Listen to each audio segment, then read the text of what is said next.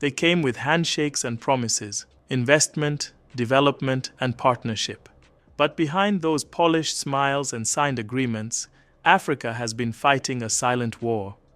Not one fought with guns or tanks, but with policies, contracts, and influence. This is the untold truth about foreign influence in Africa, a battle for control over our destiny that has shaped generations. For centuries, Africa has been treated as a resource chest: gold, diamonds, oil, uranium, and now lithium and cobalt. The names have changed, the technologies have evolved, but the pattern remains the same. Those who control Africa's resources control the future. The tragedy isn't that outsiders come for what Africa has. It's that for decades they dictated the terms. But the winds are shifting. From Ouagadougou to Bamako, Niamey to Harare, a new wave of African consciousness is rising. A generation that no longer believes that foreign aid equals friendship or that investment automatically means progress. Leaders like Ibrahim Traoré have become symbols of this awakening, challenging old systems, rejecting puppet strings, and daring to define development on Africa's own terms. Still, let's not be naive. Foreign influence today is far more sophisticated than it was during colonialism. Back then, control was visible: soldiers, governors, and flags. Today, it's contracts, media narratives, and debt traps. Today's form of control is more subtle. It wears a suit, speaks at investment summits, and calls itself partnership. But the question we must keep asking is, a partner for whom? Take, for example, the so-called development loans offered by major global institutions sometimes come with conditions that limit a nation's economic choices. Privatization demands, foreign control of key sectors, restrictions on local industries, all enforced through policies written in Washington, Brussels, or Beijing, not in Accra or Dakar. And this is where Africa's greatest challenge lies: the illusion of choice. When leaders are forced to pick between Western pressure or Eastern promises, they are still playing a game someone else designed. True sovereignty means rewriting the rules of that game entirely. You see, it's not enough to change who holds the pen. Africa must own the paper. Whether it's the West, China, Russia, or the Gulf states, the question must always be, does this deal serve the people? Does it create jobs for Africans, build industries and transfer knowledge, or does it simply extract value and export it under a new flag? Let's look at mining.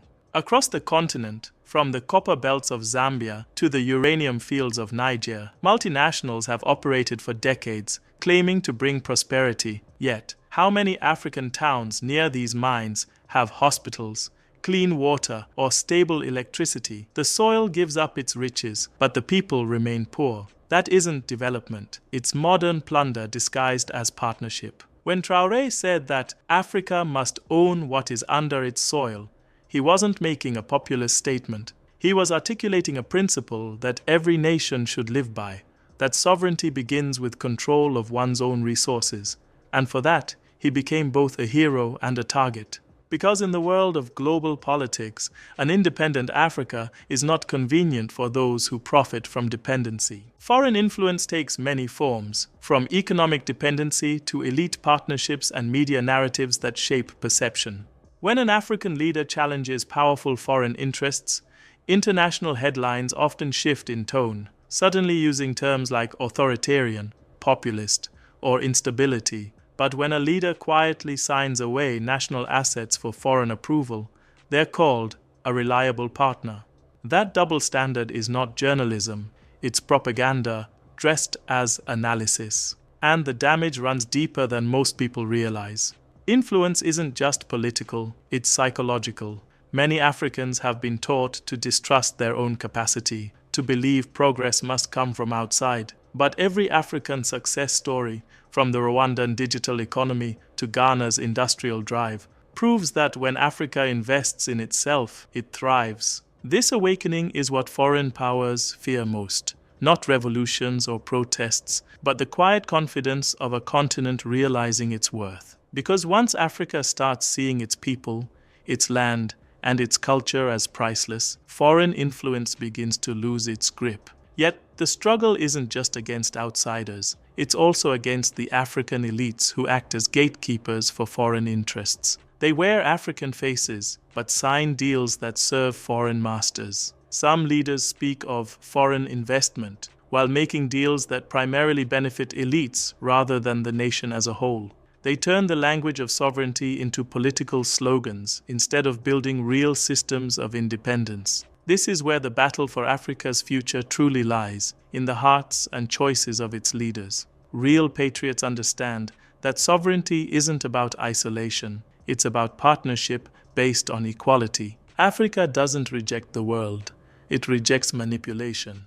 And that's why movements across the Sahel, Central and Southern Africa are gaining momentum. People are realizing that independence without control over trade, resources, and policy is a myth. Nations may have flags and anthems, but true freedom is measured by economic power and political will. So, as global powers compete for African minerals, as new embassies rise and old alliances crumble, we must ask, are we witnessing a new scramble for Africa, or a new awakening of Africa? Because make no mistake, what's unfolding now isn't just a political shift, it's a spiritual one. A continent long silenced is finding its voice again, and the world is being forced to listen. But the question that will define the next decade is not whether Africa resists foreign influence. It's how Africa replaces it with something of its own design. A model rooted not in dependency, but dignity. And that journey begins with one simple realization. Every loan, every agreement, every handshake must be weighed not by what it promises today, but by what it costs tomorrow. Imagine for a moment an Africa where the decisions about mining rights, trade deals, and infrastructure projects are made in African capitals, not foreign boardrooms. An Africa that negotiates not from desperation, but from strength, with leaders who know that cooperation is not submission, and partnership is not servitude. An Africa that stands tall, defining its own future instead of waiting for permission to shape it. Because that is the ultimate victory, when every agreement signed serves the people first, not foreign shareholders. We are already seeing glimpses of this transformation. In Burkina Faso, the government is moving to reclaim control over mining and energy contracts, demanding transparency and fairness in deals that once drained national wealth. In Niger, citizens have begun questioning why uranium mined for decades never translated into local prosperity. In Mali, the push for economic independence has led to greater regional collaboration within the Sahel, nations beginning to trade with each other instead of always looking outward. These are not isolated acts of rebellion. They are pieces of a larger movement, a continental realization that foreign influence is not inevitable. It thrives only where there is dependency, and dependency ends when Africa reclaims its value. But this reclamation comes with challenges. Foreign powers rarely give up influence willingly. When nations assert themselves, they sometimes face economic or diplomatic pushback, and media narratives may shift against them. Suddenly, leaders who speak for their people are labeled radicals. Nations that nationalize their industries are warned of economic isolation.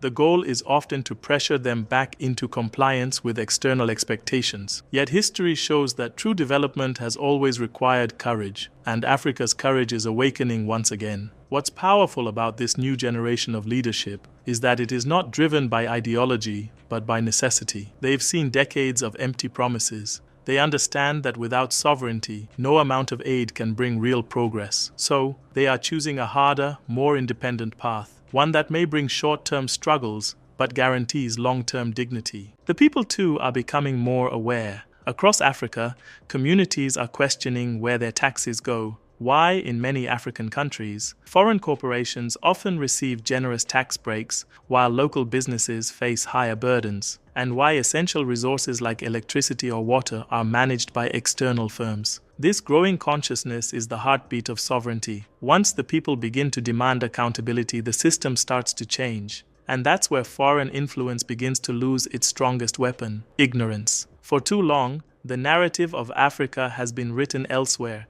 painted through a lens of poverty and chaos. But now, Africans are telling their own stories, through media, technology, and cultural pride.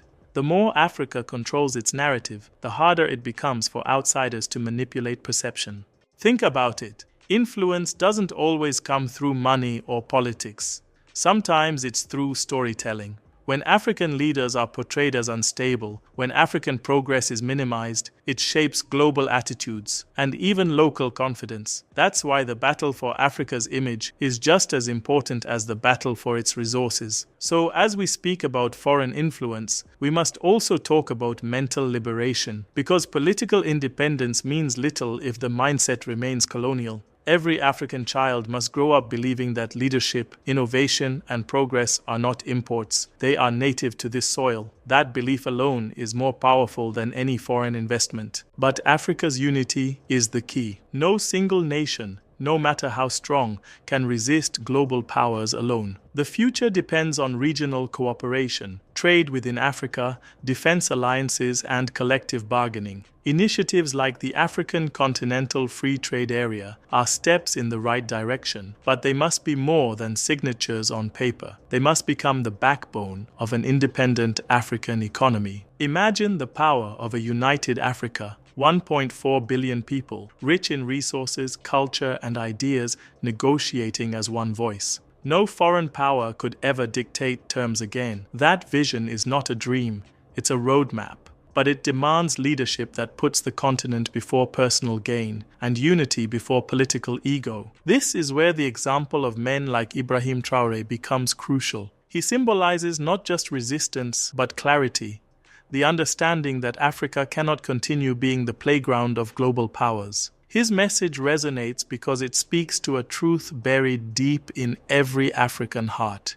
We are capable, we are resourceful, and we deserve to determine our own fate. That message terrifies those who profit from Africa's divisions, because a self-reliant Africa means no more cheap labor, no more unfair contracts, no more one-sided diplomacy. It means a fair world where Africa is an equal partner, not a supplier of raw materials, but a builder of its own industries and future. To reach that future, Africans must demand leaders who are loyal not to foreign donors, but to their people. Leaders who see the presidency not as a privilege, but as a responsibility to protect national interests. Leaders who understand that sovereignty is not for sale, no matter how large the offer.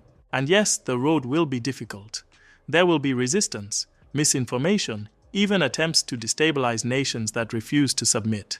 But history has shown that every empire built on exploitation eventually collapses, and every nation that fights for its dignity eventually rises. Africa's rise may not happen overnight, but it has already begun. The key question now is whether we, the people, will support this rise with unity and vigilance. Because sovereignty is not achieved once, it is defended every day. It lives in every citizen who chooses to buy local, to question corruption, to celebrate African achievement instead of foreign approval. So, as Africa continues this journey, let us remember, foreign influence thrives only when Africans forget their power. The moment we recognize that Africa holds the world's future, in its minerals, in its youth, in its culture, everything changes. Because the truth is simple, Africa does not need saving. Africa needs space to breathe, to grow, to govern itself. And when that happens, the world will no longer see Africa as a pawn on a global chessboard, but as the force that redefines the game entirely. That is the untold truth about foreign influence in Africa. It is powerful, yes,